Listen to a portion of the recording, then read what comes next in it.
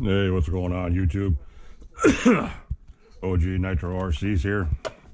Just, I had some kick-ass videos made of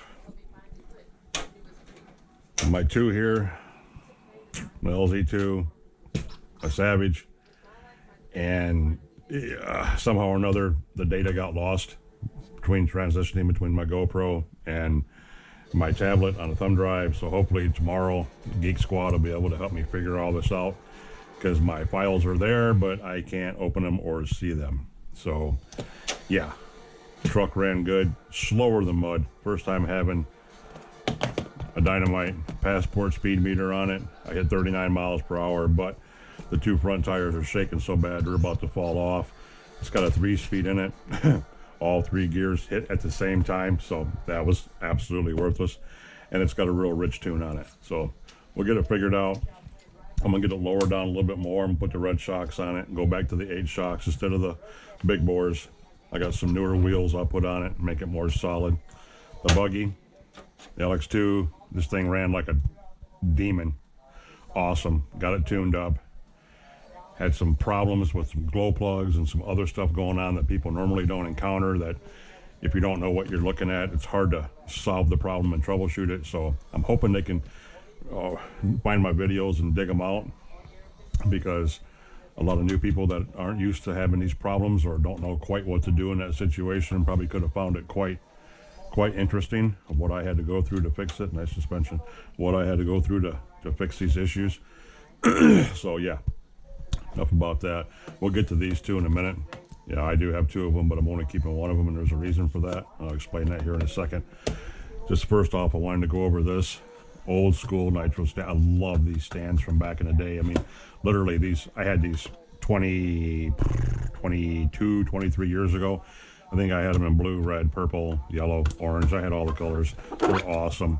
Drop a little oil there, stick it down there in the bushing, and it's just awesome. I think they were like $9 or $12 compared to these Eco Power ones, which, you know, I think I paid $38 for this sumbitch right here, and it's really not worth all that. But anyway, this thing, they're hard plastic, of course. They're cheap. That's why, you know, they're cheap, but they work just awesome. I prefer to have these over something like this any day, even though this is higher. This is the perfect height for an 8-scale nitro buggy. I mean, what you can get done with one of these is every bit as good as anything else. And it's feather light, takes up no room, can be taken apart and flattened out even more, so the footprint's a lot smaller. I love these things. In the next video, when I go through and get me a couple more, I'll try to put a link in my description to tell you what kind they are, unless you already know what kind they are. But they're a much older brand and they've been around for a long time. Anyway, these things slide around a lot. So, little thing we used to do is take pieces of fuel tubing, just almost the length from corner to corner, not quite, and you cut it down the middle and you slip it on like a boot.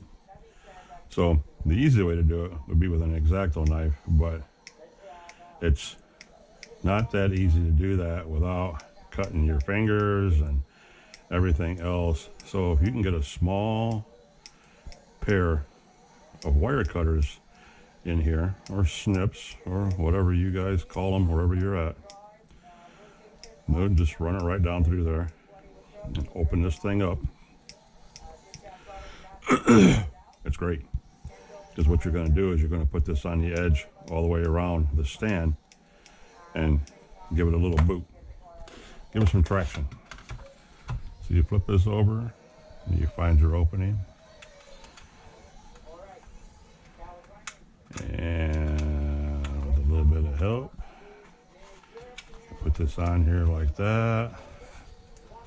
Just work it all the way down.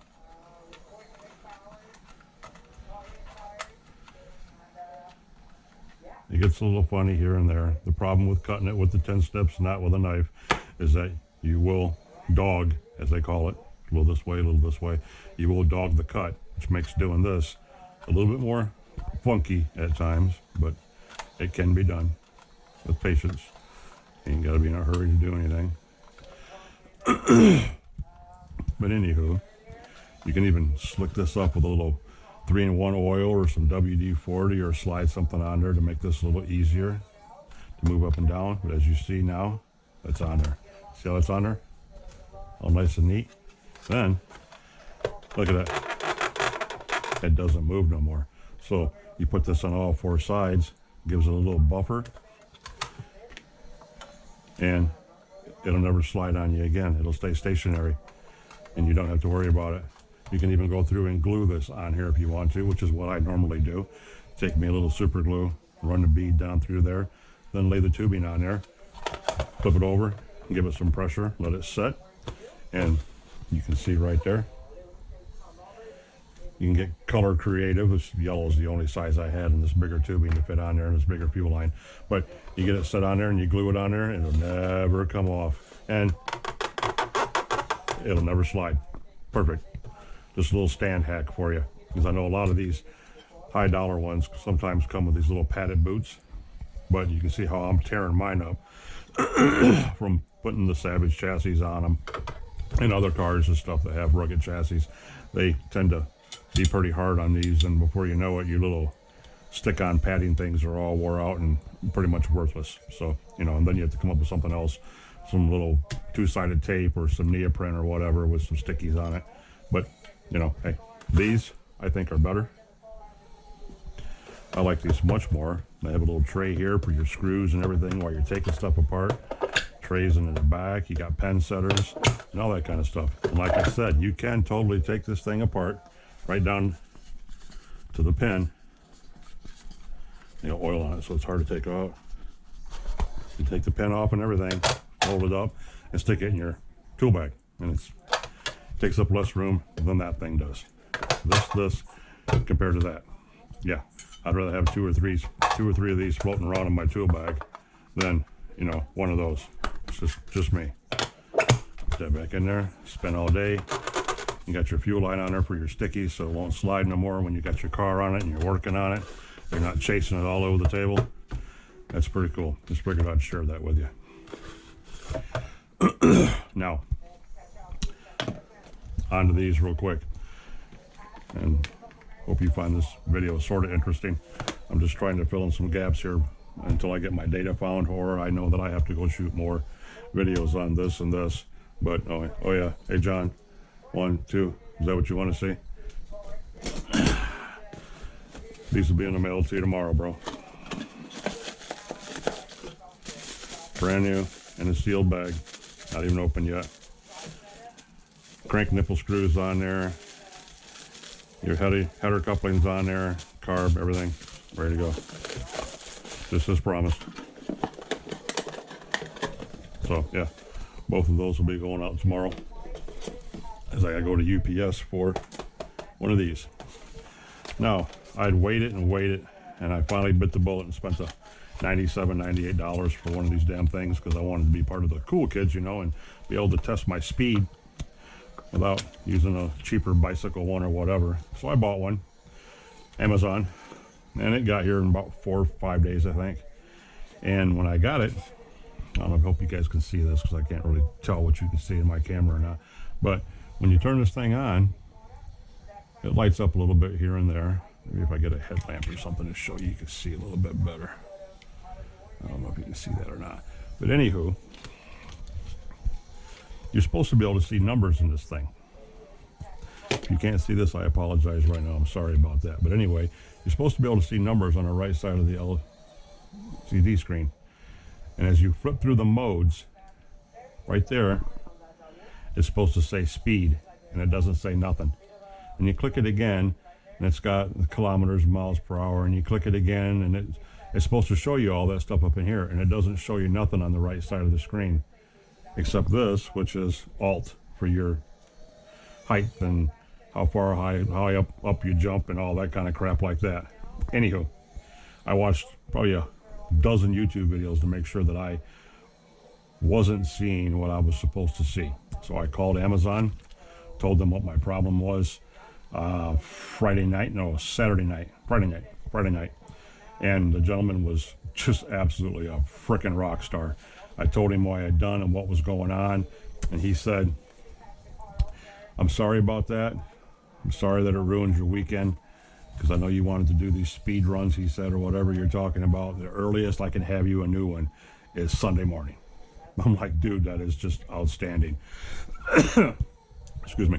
So, Sunday morning, I received this one. He said, take your time, send him back this one. Don't worry about it. Just get it back to us at some time. So, tomorrow when I go to UPS and send that back to them via their dime, not mine, that's when I'll send John's Motors out to him.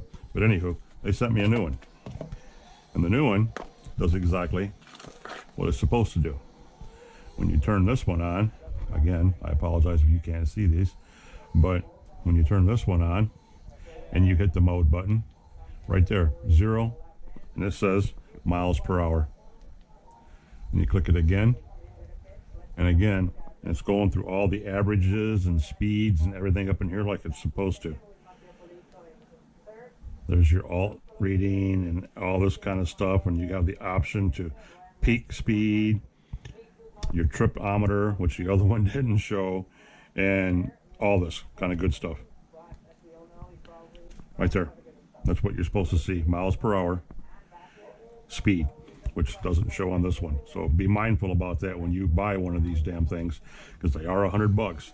Now, I don't know about you guys, but that's a lot of money to me. $100 just to see how fast my toy car goes.